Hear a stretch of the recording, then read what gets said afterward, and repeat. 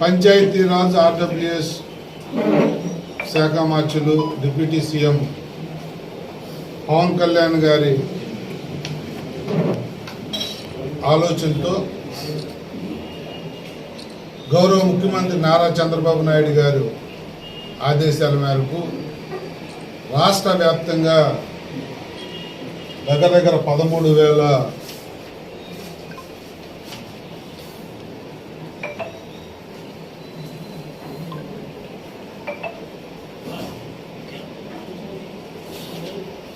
13,000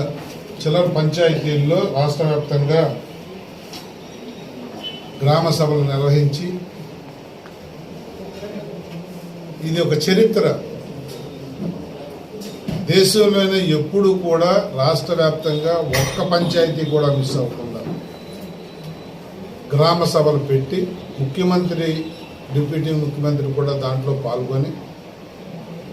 175 నియోజకవర్గాల్లో కూడా మంత్రులు, ఎంపీలు, ఎమ్మెల్యేలు, ఇన్ఛార్జీలు అందరూ పాల్గొని పార్టీలకు అతీతంగా మహాత్మా గాంధీ కలలు కనుక గ్రామ స్వరాజ్యం రావాలి అన్న ఒక తపనతో చేపట్టిన ఈ కార్యక్రమంలో ముఖ్యమంత్రి గారు డిప్యూటీ సీఎం పవన్ కళ్యాణ్ గారు ఆదేశాల మేరకు ఏదైతే డిప్యూటీ సీఎం గారు ఆయన శాఖకు సంబంధించి పిలుపునిచ్చారో అన్ని వర్కులు కూడా ఎస్టిమేట్ చేసి అన్నీ కూడా అంటే 5 సంవత్సరాల కాలం పూర్తయ్యేసరికి పంచాయతీలు ఒక్క పని కూడా మిగలకుండా పార్టీలకి, కులాలకి, మతాలకి, వర్గాలకి అతీతంగా ఆర్డబ్ల్యూఎస్ వర్కులు కానీ, ఎన్ఆర్జీఎస్ కాంపోనెంట్ వర్కులు కానీ, పంచాయతీరాజ్ శాఖలో వచ్చే రోడ్లు కానీ, ఇరిగేషన్ వర్కులు కానీ అన్నీ కూడా అదే రోజు తీర్మానాలు చేయించి, ఆ రోజు ఎవరన్నా ప్రిపేర్ అయ్యకపోతే నెక్స్ట్ డే తీర్మానాలు చేయించి దగ్గర ఒక్కొక్క నియోజకవర్గానికి 600, 700, 1000 కోట్లు ఎస్టిమేషన్లు అదే రోజు ఆ మరుసటి రోజు డిప్యూటీ సీఎం గారికి చేరే విధంగా ఆదేశాలు ఇవ్వటం, దాన్ని తూచా తప్పకుండా రాష్ట్ర వ్యాప్తంగా అమలు జరగటం జరిగింది. మన నియోజకవర్గానికి వచ్చేసరికి పెందుర్తి 15, సబ్బవరం 24, పరవాడ 15 పంచాయతీలు మొత్తం 54లో